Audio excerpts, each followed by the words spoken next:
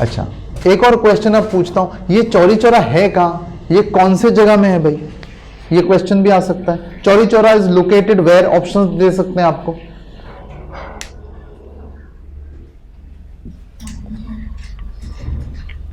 उसको याद रखने का तरीका बताता हूं। बीजेपी में अभी जो रूलिंग गवर्नमेंट है सेंटर में, स्टेट्स में, बहुत सारे स्टेट्स में भी उनकी गवर्नमेंट है, त्रिपुरा में भी है।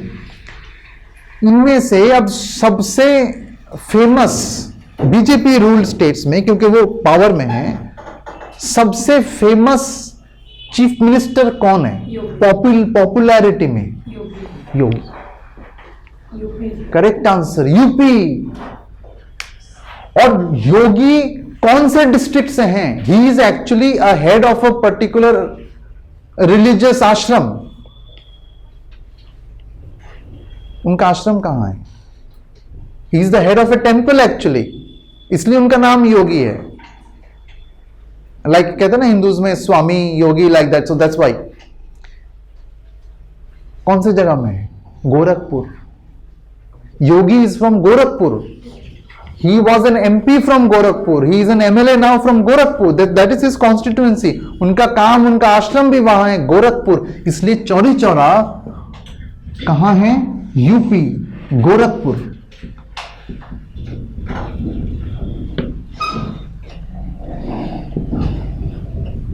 गोरखपुर डिस्ट्रिक्ट में है ये यूपी, ये चौरी चौरा।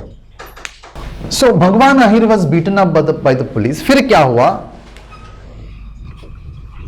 जो क्राउड है, जो लोग हैं,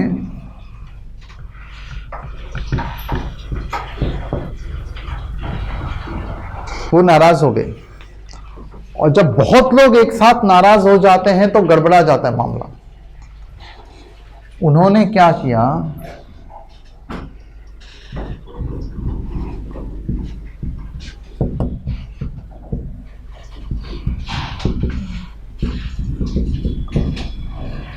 उन्होंने क्या किया? सब मिलके पुलिस स्टेशन को घेराव कर लिया।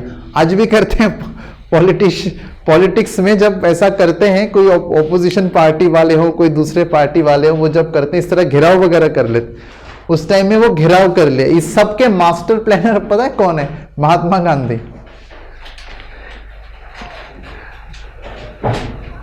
घेराव करके अंदर ही सब दरवाजा बंद करके आग लगा दिया पुलिस स्टेशन में। लोग इतना बढ़ गए, नॉर्मल पॉपुलेशन।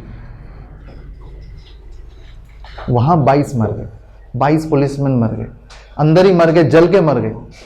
दे वर बर्न्ड अलाइव। ये एक बहुत जबरदस्त वायलेंस था। पूरी मशीनरी हिल गई एडमिनिस्ट्रेशन की। मतलब पहले इंडिया में इस तरह का वायलेंस नहीं हुआ था। The last violence which was recorded in history of India was the black hole tragedy, जिसमें इनोसेंट मर गए, जो सिराजुद्दौला ने किया। बंगाल के nawab, the last nawab of Bengal, Sirajuddaula ने वो किया। इसलिए रॉबर्ट क्लाइव ने चेन्नई से 5000 की फौज आके उसको अटैक किया। अब सोचो कहां ये जो बैटल ऑफ पलाशीर युद्ध पढ़ा होगा आपने, क्यों हुआ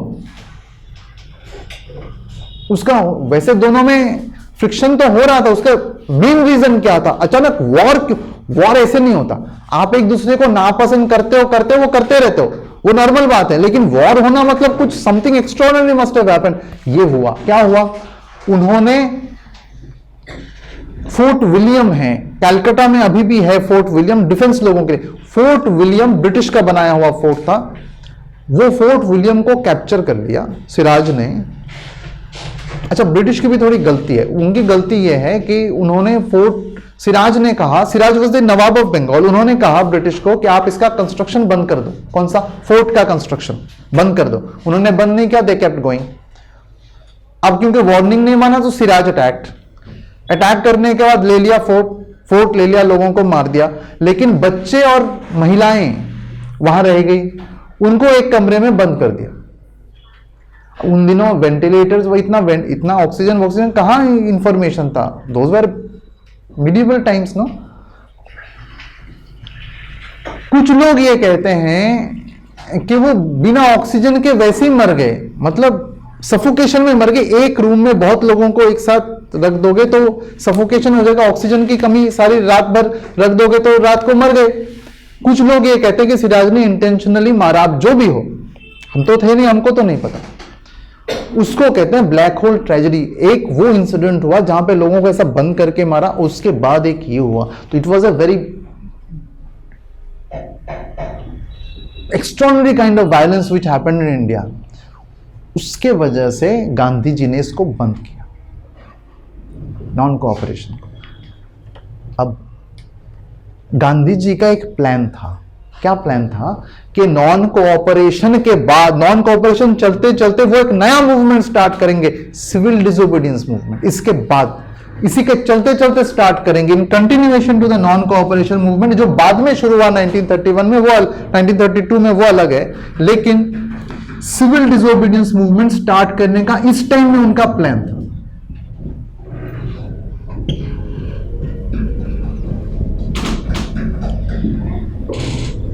और सिविल डिसोबीडियंस मूवमेंट वो कहां से शुरू करना था, उसका डिक्लेरेशन कौन सी जगह से किया, ये इंपॉर्टेंट क्वेश्चन है।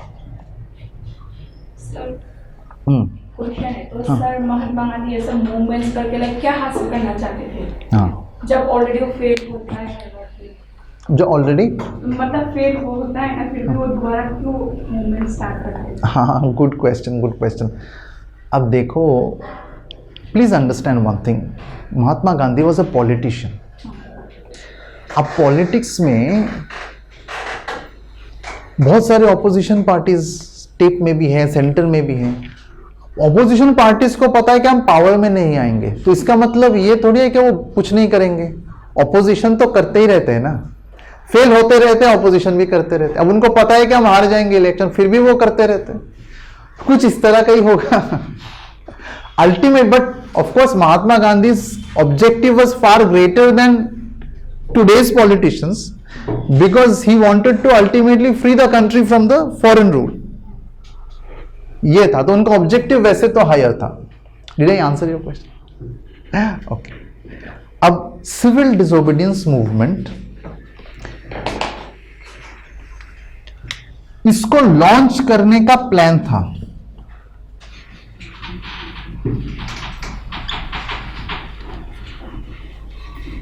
ये लास्ट पार्ट कर रहे हैं हम। प्लान, उनका प्लान था कि सिविल डिसोबीडियंस मूवमेंट को लॉन्च करे। कहां से, कौन सी जगह से? क्वेश्चन आ सकता है एग्जाम में, इंपॉर्टेंट है। बारडोली से। और इसीलिए चौरी चौरा के बाद इसको खत्म करने का डिक्लेरेशन, इसको खत्म करने का डिक्लेरेशन भी बारडोली से हुआ। यहां लिखता हूं,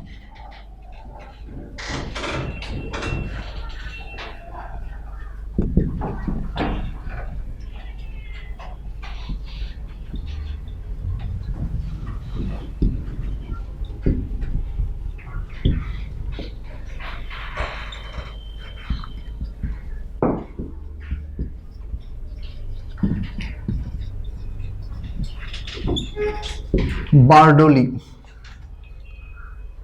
एक लास्ट पॉइंट,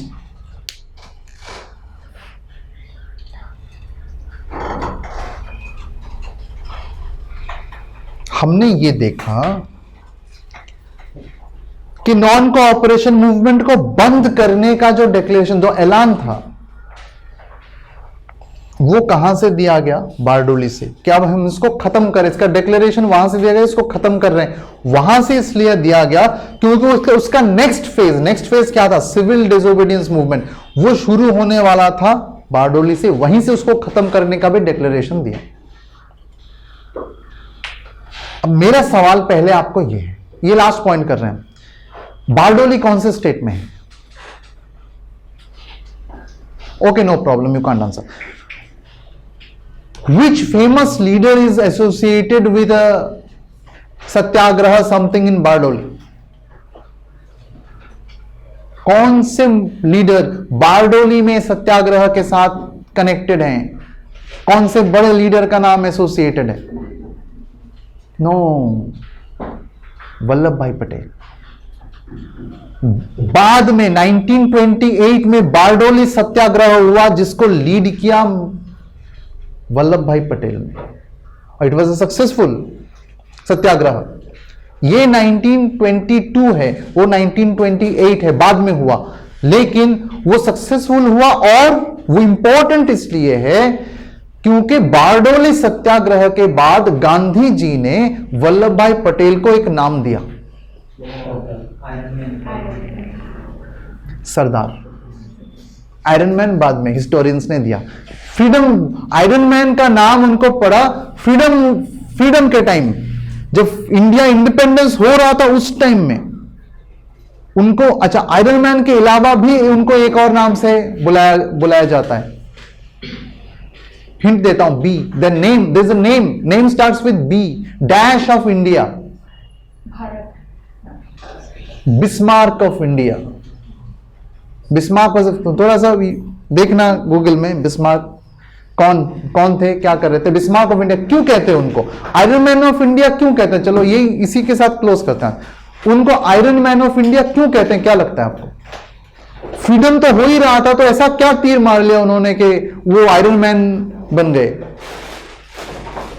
आयरन मैन तो हम जानते हैं ना, वो मार्वल वाला आयरन मैन, वो उड़ सकता है वैसा, वो पुराना उस टाइम में उनको क्यों आयरन मैन बुलाया जा रहा था ऐसा? जो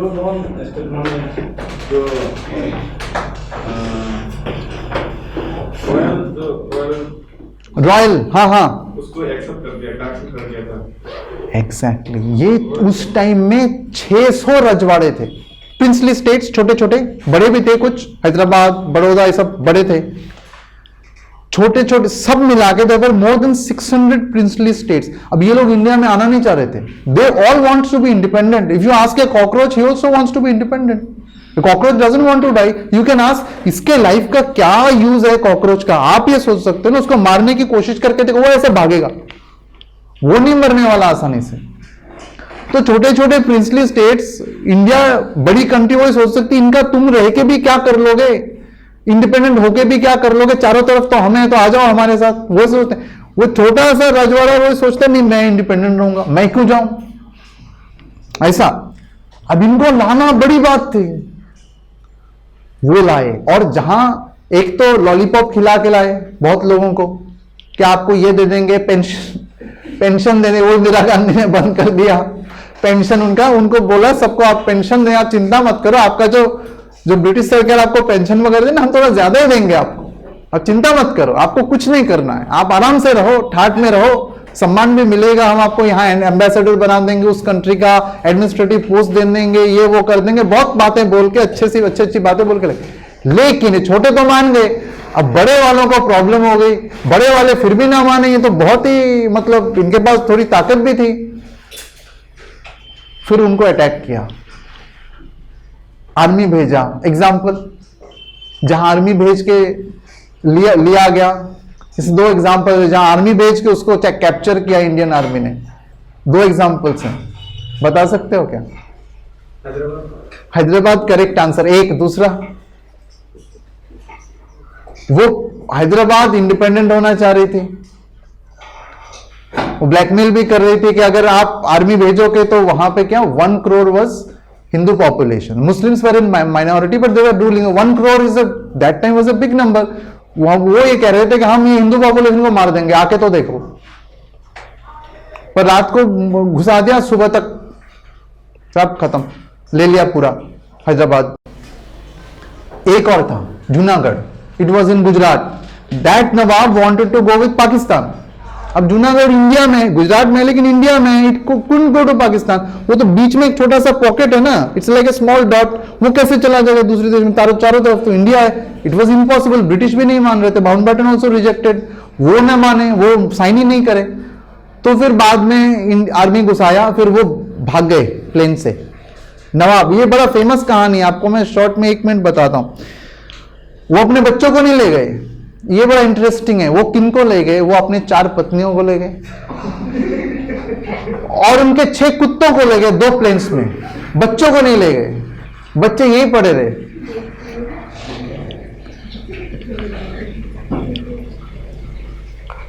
Okay, with that interesting information, we close.